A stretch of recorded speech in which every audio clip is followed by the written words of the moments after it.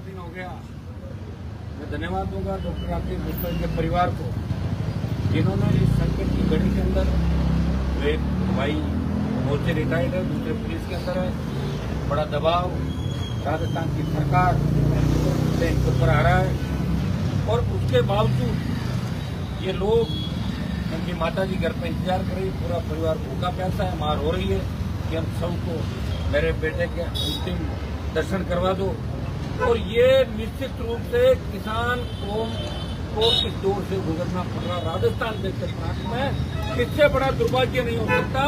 इसीलिए हम सब लोगों ने राय करके निर्णय लिया कि कल 1 बजे इस मोर्चरी से जहां धरना चल रहा है डॉक्टर राकेश मिश्रा को न्याय दिलाने के लिए, यहाँ से भजनलाल के आवाज की तरफ हजारों नौजवान कूच करेंगे।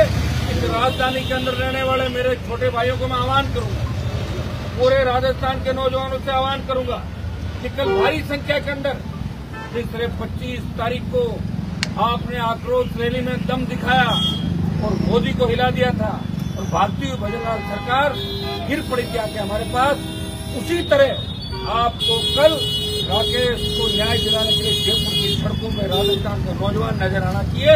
हर तरफ नौजवान नजर आना चाहिए पीड़ित परिवार को न्याय दिलाने के लिए। भाइयों, आज की घटना हमारे डॉक्टर रवि शर्मा अजमेर के मेडिकल कॉलेज के अंदर, उदयपुर के मेडिकल कॉलेज के अंदर उनकी कूलर में करंट आने से मौत हो गई। क्या दुर्भाग्य इससे बड़ा। रोज कोई हादसा हो रहा है, इस प्रदेश में कोई सुनने वाला नहीं। भजनलाल जी ने एक रट पकड़ ली, भजनलाल जी को लोगों ने ज्ञान दे दिया कि साहब आपको कोई कुछ नहीं समझता, आपको मंत्री विधायक नहीं समझते, इसलिए किससे बात ही मत करो। अरे बात नहीं करोगे तो काम कैसे चलेगा? आपको चला कौन रहा है? ये पर्ची जहां से खुली है वहां भी अलग अलग सेंटर है, पावर सेंटर, राजस्थान में अलग अलग पावर सेंटर हो गए। भजनलाल जी कैसे चलेगा? अभी तो दिल्ली कूच बाकी है हमारा, सही स्मारक वाला एसआई भर्ती आरपीडी पुनर्गठन को लेकर जो लंबा 56 दिन से धरना चल रहा है। हमने लॉ एंड ऑर्डर खराब नहीं किया, नहीं हम चाहते हैं कि प्रदेश की कानून व्यवस्था बिगड़े, और अगर आप ये चाहते हो कि भाई कानून व्यवस्था बिगड़े और लाठी और डंडे के दम पे हम कुचलना चाहे आंदोलन को, तो तैयार हो जाए। राजस्थान का नौजवान, किसान का बेटा कमजोर नहीं है।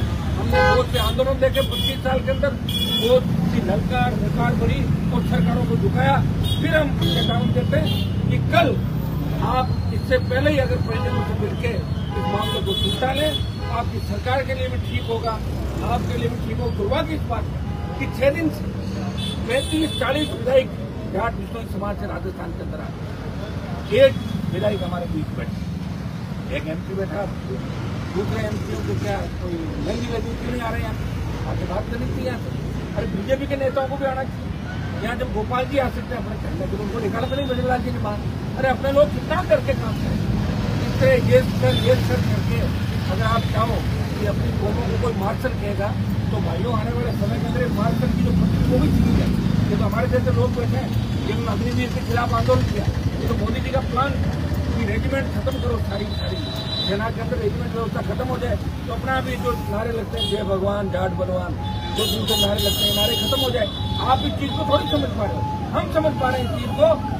जो समझता है वही तकलीफ पाता है और ना समझ हमेशा राज करता है। ये ना समझो की सरकार है, ये ऐसे नहीं समझेगी, इसे दूसरे तरीके से समझाना होगा। जबकि सीधी उंगली से नहीं निकलता है तो उंगली को टेढ़ी करना पड़ेगा। और कल उंगली टेढ़ी करेंगे 1 बजे और कूद करेंगे। भजनलाल जी को भी आराम से नींद नहीं लेने देंगे। अगर यहाँ परिवार इस स्थिति में बैठ रहा है तो हम इस तरह यहाँ नहीं बैठ सकते। 1.5 बच्चे लगा रहे थे, किस तरह बदतमीजी यहाँ पर की, एफआईआर लॉज की मांग करेंगे जैसे अधिकारियों के खिलाफ कार्रवाई हो, जिन्होंने धरना स्थल का आके। ये धरना कोई एक व्यक्ति का नहीं, जब धरना स्थल पर सांसद विधायक और तमाम लोग बैठे तो लाखों करोड़ों लोगों की आस्था इसके अंदर है। ये सरकार को चेतावनी दे रहे हैं। कल 1 बजे यहाँ से तमाम लोग, ये राजनीतिक कुछ नहीं होगा लेकिन तमाम लोगों को आना जो हमें पसंद करते हैं, उन तमाम लोगों को 1 बजे मोर्चरी के बाद धरना स्थल से भजनलाल के सरकार की घर की तरफ कूच करने के लिए इस संकट के समय के अंदर भाई डॉक्टर राकेश के परिजनों के साथ इस आंदोलन में, इस यज्ञ के अंदर आहुति देने के लिए, न्याय युद्ध के अंदर इस संघर्ष में आपको आना है।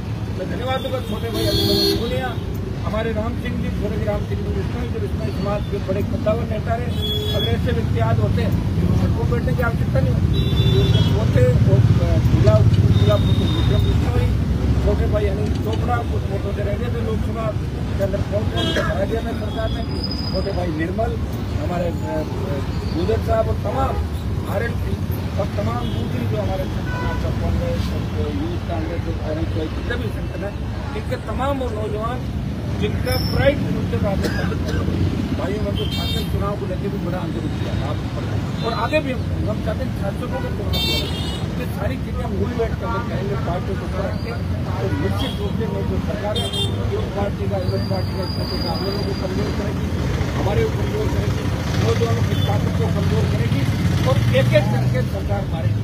अगर हम हमारे समाज के लोगों को न्याय नहीं दिला पा रहे, उन समाजों के बारे में सोचो जिनका एक भी विधायक नहीं, एक भी सांसद नहीं है और एक भी मंत्री नहीं है, वो कितने लोग वैसे ही दम तोड़ रहे हैं, उनका कौन खरीद हो रही है, इस बारे में भी राजस्थान के नौजवानों को सोचना होगा। तैयार हो जाओ, कल कूद करना है, डरोगे तो नहीं। कल भजनलाल जी को पता लगना चाहिए कि वो रैली मानसरोवर गति चुपचाप चले गए, अब आ रहे हैं आपके आवाज की तरफ। डॉक्टर राकेश के परिवार को न्याय दो, न्याय दो, न्याय दो। भजन सरकार होश में आओ, होश में आओ, होश में आओ, होश में आके काम करो, काम